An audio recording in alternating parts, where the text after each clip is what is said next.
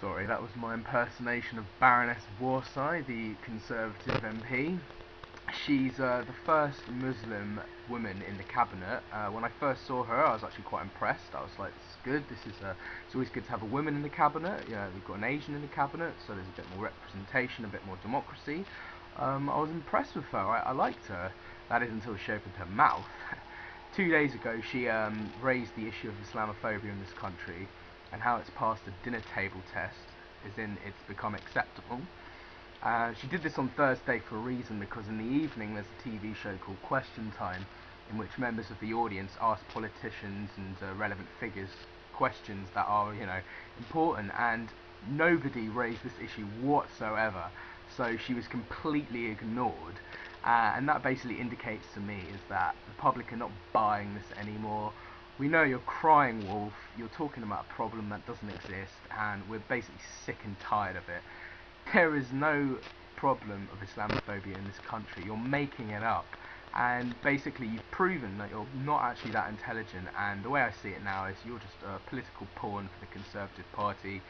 Down in Eton they're going, "You've seen Baroness Warsi, she's fantastic, she's Asian, she'll get us loads of packy votes down in Bradford, it's, yes, good, get in there." So yeah, you're just a political pawn, and you've basically embarrassed yourself, because this is an extremely tolerant country, England. We are not a racist country. We welcome people of all races and cultures. We enjoy diversity. I'm from South London. I love how diverse it is. At least 50% of the people I meet aren't white, and that's great.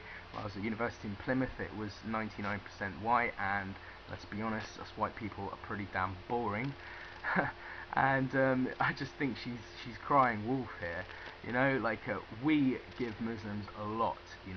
We let our children have to eat halal meat because it's cheaper just to give everyone halal meat, because the Muslims have to eat it. They have Muslim-only swimming days in swimming pools, which, if there were white-only swimming pool days or Christian-only swimming pool days, there would be public outcry of racism.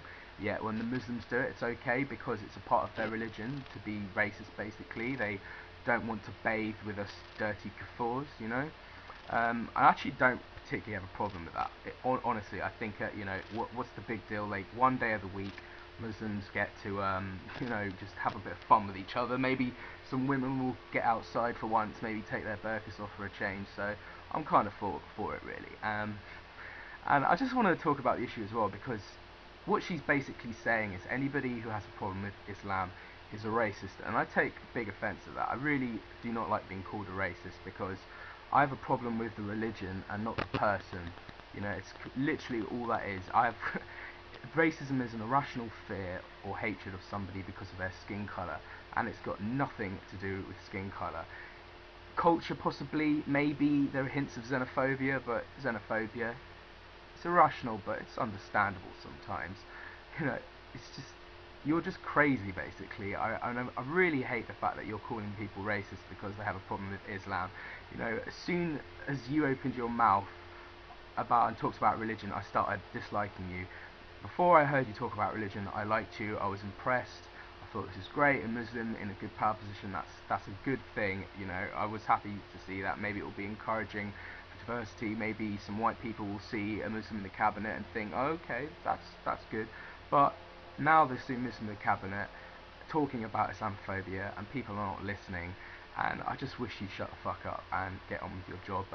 And yeah, keep on ruining the country like you are with the Conservatives.